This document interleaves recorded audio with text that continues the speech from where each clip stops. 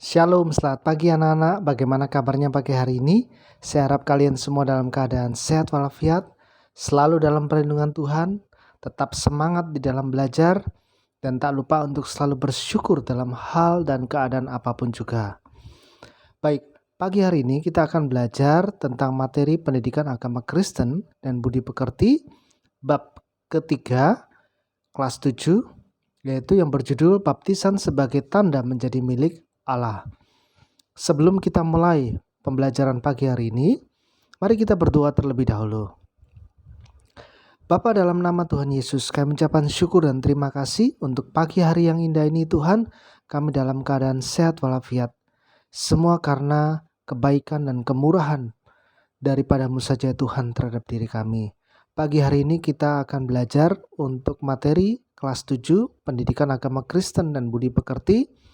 Bab yang ketiga, baptisan sebagai tanda menjadi milik Allah.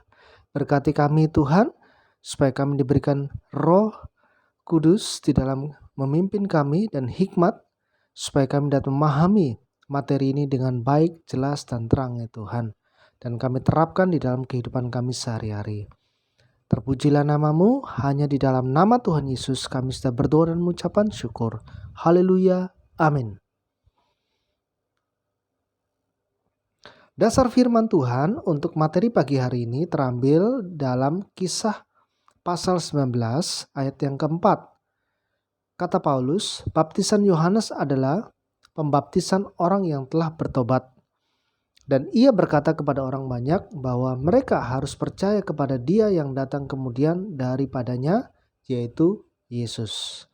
Nah, di sini Rasul Paulus ingin menegaskan kembali bahwa baptisan Yohanes adalah pembaptisan orang yang telah bertobat. Jadi orang yang bertobat dari kehidupannya yang lama, kemudian menerima dan percaya kepada Yesus Kristus sebagai Tuhan dan Juru Selamat secara pribadi, dan dia diselamatkan.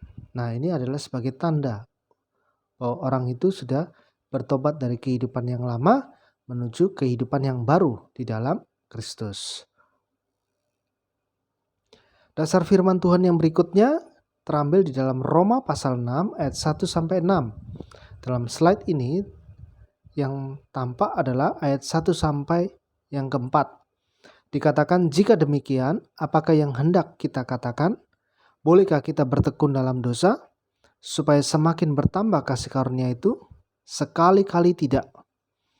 Bukankah kita telah mati bagi dosa? Bagaimanakah kita masih hidup di dalamnya? Atau tidak tahukah kamu bahwa kita semua yang telah dibaptis dalam Kristus telah dibaptis dalam kematiannya? Dengan demikian kita telah dikuburkan bersama-sama dengan Dia oleh baptisan dalam kematian, supaya sama seperti Kristus telah dibangkitkan dari antara orang mati oleh kemuliaan Bapa, demikian juga kita akan hidup dalam hidup yang baru. Kelanjutannya ayat 5 dan 6. Sebab jika kita telah menjadi satu dengan apa yang sama dengan kematiannya, kita juga akan menjadi satu dengan apa yang sama dengan kebangkitannya. Karena kita tahu bahwa manusia lama kita telah turut disalibkan, supaya tubuh dosa kita hilang kuasanya, agar jangan kita menghambakan diri lagi kepada dosa. Nah, dalam Roma pasal 6 ayat 1-6 ini juga menggambarkan bahwa bagaimana ketika kita bertobat dan percaya kepada Yesus Kristus sebagai Tuhan dan Juru Selamat kita secara pribadi, maka kita harusnya sudah meninggalkan kehidupan lama kita yang dahulunya kita hidup di dalam dosa, maka sekarang kita hidup di dalam kebenaran firman Tuhan. Jadi manusia lama kita sudah disalibkan di dalam kematiannya. Tubuh dosa kita hilang kuasanya. Nah, sekarang kita tidak lagi menghambakan diri kita kepada dosa, melainkan kita menjadi hamba Kristus Yesus. Pengertian dari baptisan. Baptisan berasal dari bahasa Yunani yaitu baptizo yang berarti menyelamkan atau mencelupkan. Dalam Injil Markus pasal 7 ayat 4 dan Lukas pasal 11 ayat 38 tampak adat istiadat Yahudi mengenai membasuh anggota tubuh dengan air sebagai simbol pembersihan diri. Adat kebiasaan ini berkaitan dengan makna baptisan sebagai pembasuhan atau membersihkan dengan air. Jadi baptisan itu berasal dari bahasa Yunani yang artinya baptizo, yang berarti menyelamkan atau mencelupkan. Dan ini sama dengan artinya membersihkan atau pembasuhan yang tampak di dalam adat kebiasaan bangsa Yahudi. Rasul Paulus mengajarkan bahwa baptisan merupakan tanda pertobatan manusia yang ingin masuk ke dalam hidup baru di dalam Kristus, sebagaimana Kristus telah mati untuk menebus dosa-dosa kita. Baptisan kita merupakan tanda pertobatan di mana dosa kita dihapuskan. Nah, ini sekali lagi ditegaskan oleh Rasul Paulus bahwa baptisan itu tanda bahwa kita bertobat dari kehidupan lama kita menuju di dalam kehidupan yang baru bersama dengan Kristus. Oleh karena kita sudah menerima dan percaya kepada Yesus Kristus sebagai Tuhan dan Juru Selamat kita secara pribadi. Dahulu kita hidup di dalam dosa, sekarang harusnya kita hidup di dalam kebenaran firman Tuhan. Hidup di dalam kebenaran menurut firman Tuhan, menurut ajaran Kristus, dan kita hidup baru di dalam Kristus. Baptisan berarti membasuh tubuh dan jiwa kita dari gaya dan cara hidup lama ke gaya dan cara hidup baru, yaitu hidup menurut ajaran Kristus. Dengan demikian dalam hidup baru ini kita dibebaskan dari perhambaan dosa. Sebaliknya kita menjadi hamba Allah di dalam Yesus Kristus. Dibebaskan dari hamba dosa artinya manusia diberi kekuatan untuk melawan kuasa dosa dengan mengandalkan kuasa Yesus. Baptisan menjadi pertanda seseorang menjadi milik Kristus. Kita mati bersama Kristus dan bangkit bersama Dia. Melalui baptisan, kehidupan lama yang penuh dosa dikuburkan dan kita bangkit dalam hidup yang baru. Jadi ini membasuh tubuh kita, jiwa kita dari kehidupan lama kita sebelum kita bertobat menuju kehidupan baru, yaitu hidup di dalam kebenaran firman Tuhan. Jadi kita dibebaskan dari kehidupan lama kita, yaitu hidup di dalam dosa. Sekarang kita hidup di dalam kebenaran firman Tuhan, karena kita sudah percaya kepada Yesus Kristus sebagai Tuhan dan Juru Selamat kita secara pribadi. Jika demikian, apakah baptisan merupakan jaminan keselamatan bagi orang Kristen? Keselamatan diperoleh hanya karena anugerah Allah di dalam Yesus Kristus. Kita dibaptis karena kita telah diselamatkan oleh Allah di dalam Yesus Kristus. Nah, sekali lagi, baptisan adalah tanda orang itu percaya dan menerima Yesus Kristus sebagai Tuhan dan Juru Selamat secara pribadi. Dan keselamatan itu anugerah, bukan usaha kita supaya kita diselamatkan. Tidak, tetapi itu semua adalah anugerah yang diberikan oleh Tuhan kepada kita melalui Yesus Kristus. Nah, jadi itu kita tidak perlu berusaha, melainkan hanya percaya dan menerima Yesus Kristus sebagai Tuhan dan Juru Selamat kita secara pribadi, maka kita diselamatkan. Jadi bukan baptisan yang menyelamatkan, tetapi kita percaya kepada Yesus Kristus sebagai Tuhan dan Juru Selamat secara pribadi, kita diselamatkan. Setelah kita percaya, kita dibaptis sebagai tanda bahwa kita ini sudah percaya dan menerima Yesus Kristus sebagai Tuhan dan Juru Selamat kita secara pribadi, dan kita telah diselamatkan. Jadi tindakan Allah mendahului tindakan manusia. Semua yang kita lakukan merupakan wujud jawaban kita terhadap kasih karunia Allah di dalam Yesus Kristus. Semua manusia berdosa. Karenanya semua manusia membutuhkan pengampunan. Pembaptisan hanyalah merupakan awal dari suatu proses sepanjang hidup sebagai anak-anak terang. Berdoa dan membaca Alkitab merupakan bagian dari proses itu. Hidup sebagai anak-anak terang artinya berpikir, berkata-kata, dan bertindak sesuai dengan terang firman Tuhan atau ajaran Yesus Kristus. Nah, sekali lagi di sini dikatakan bahwa baptisan itu awal dari kehidupan kita di dalam kita percaya kepada Yesus Kristus. Nah, ini awal, starter awal kita hidup di dalam kebenaran firman Tuhan. Nah, supaya kita bisa bertumbuh di dalam pengenalan kita akan Tuhan Yesus Kristus, maka kita harus rajin berdoa, membaca Alkitab yang merupakan bagian dari proses pertumbuhan iman kita kepada Yesus Kristus, sehingga kehidupan Kristus itu nampak di dalam kehidupan kita.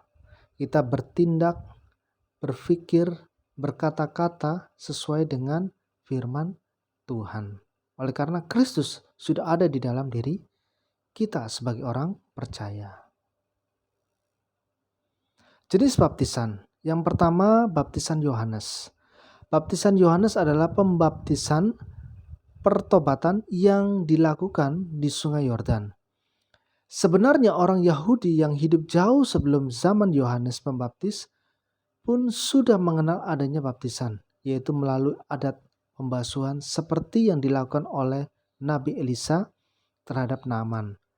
Adat pembasuhan Perjanjian Lama lebih mempunyai arti sebagai penyucian diri.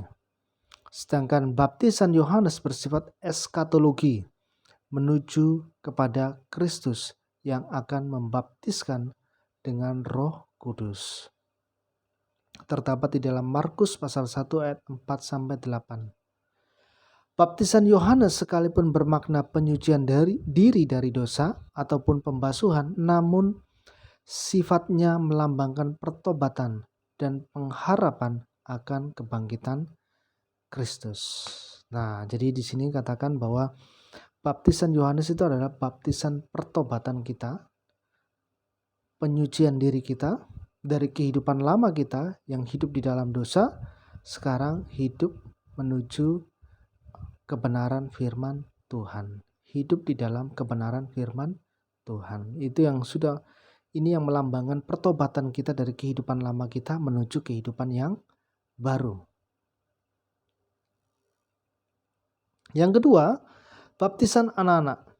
Gereja mengakui dan melaksanakan baptisan anak dari usia bayi dan baptisan dewasa.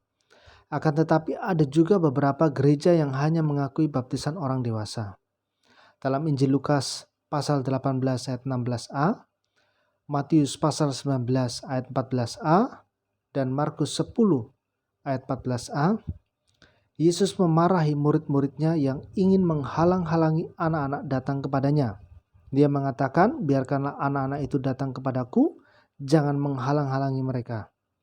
Yesus memberkati anak-anak. Maka baptisan anak-anak memiliki dasar dalam Alkitab bahwa Yesus sendiri menyambut anak-anak dan memberkati mereka. Jadi baptisan anak-anak memiliki dasar dalam Alkitab. Begitu pula baptisan orang dewasa yang terdapat di dalam Injil Matius pasal 28 ayat 19-20. Yang ketiga, jenis baptisan yang ketiga yaitu adalah baptisan merupakan perintah dari Tuhan Yesus.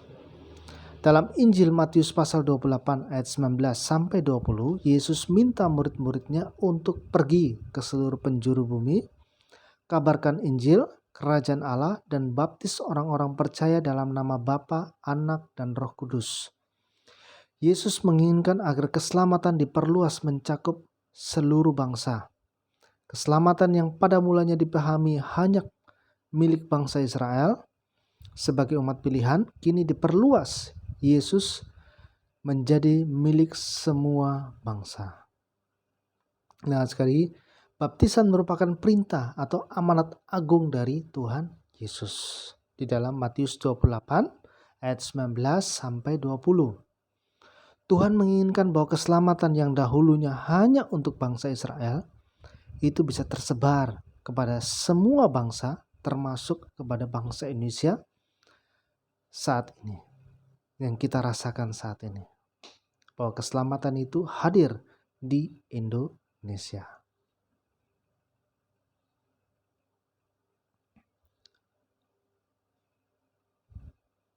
Setiap orang dari berbagai bangsa yang percaya kepadanya menjadi muridnya. Tandanya adalah melalui baptisan dan mereka pun menerima anugerah keselamatan. Jadi tanda orang percaya adalah melalui baptisan sebagai anugerah keselamatan. Jadi unsur percaya amat penting dalam baptisan, yaitu hanya orang yang percaya kepada Kristus dan orang yang bertobat yang akan menerima baptisan kudus. Jadi orang itu harus percaya dulu, menerima dan percaya kepada Yesus Kristus sebagai Tuhan dan Juru Selamat secara pribadi, kemudian baru dibaptiskan. Jadi ini adalah tanda. Baptisan itu adalah tanda bahwa orang tersebut sudah menerima dan percaya kepada Yesus Kristus sebagai Tuhan dan Juru Selamat secara pribadi. Baptis percik atau selam. Sejak beberapa waktu yang lalu, banyak terjadi perdebatan mengenai cara baptisan mana yang lebih alkitabiah. Namun Alkitab tidak memberikan penekanan pada cara baptis tertentu. Alkitab lebih memberi penekanan pada makna baptisan. Setiap gereja melakukan cara baptisan menurut tradisi dan aturan gereja masing-masing.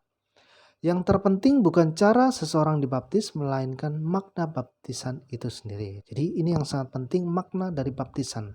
Jadi penyucian diri kita, pembasuhan diri kita, dari kehidupan lama kita yang dahulunya hidup di dalam dosa, saat ini hidup di dalam kebenaran firman Tuhan. Oleh karena Kristus ada di dalam diri kita, sehingga kehidupan kita sudah nampak beda. Dari sebelum percaya, sekarang sudah percaya kepada Yesus Kristus, ada perubahan yang luar biasa terjadi dalam kehidupan kita. Ini yang menjadi tanda bahwa baptisan adalah tanda bahwa kita ini adalah menjadi milik Kristus. Oleh karena kita sudah percaya dan menerima Yesus Kristus sebagai Tuhan dan Juru Selamat kita secara pribadi. Rangkuman, baptisan merupakan salah satu sakramen dalam gereja Protestan yang mengakui dua sakramen, yaitu sakramen perjamuan kudus dan baptisan kudus. Baptisan kudus merupakan tanda seseorang menjadi bagian dari persekutuan orang percaya yang telah bertobat dan bersedia hidup baru dalam anugerah Yesus Kristus. Semua orang yang telah dibaptis dalam nama Bapa, Putra, dan Roh Kudus adalah orang-orang yang telah menjadi bagian atau anggota dari persekutuan orang percaya. Jika seseorang dibaptis pada masa kanak-kanak, dia dibaptis berdasarkan pengakuan dan iman orang tuanya. Baik, sampai di sini materi kita pagi hari ini. Sebelum kita tutup, mari kita berdoa terlebih dahulu. Bapa, dalam nama Tuhan Yesus, mengucapkan syukur dan terima kasih hamba-Mu bisa menyampaikan materi pagi hari ini tentang baptisan sebagai tanda menjadi milik Allah. Biarlah materi ini dapat kami pahami dengan baik, jelas, dan terang Tuhan, bahwa baptisan adalah sebagai tanda pertobatan kita dari kehidupan kita yang lama, yang sebelum mengenal Kristus, maka kita dibasuh oleh karena kita sudah percaya dan menerima Yesus Kristus sebagai Tuhan dan Juru Selamat kita secara pribadi. Terima kasih Tuhan, terima kasih untuk materi pagi hari ini. Terpujilah nama-Mu, hanya di dalam nama Tuhan Yesus kami sudah berdoa dan mengucapkan syukur. Haleluya, amin. Baik, terima kasih, sampai jumpa lagi. Tuhan Yesus memberkati.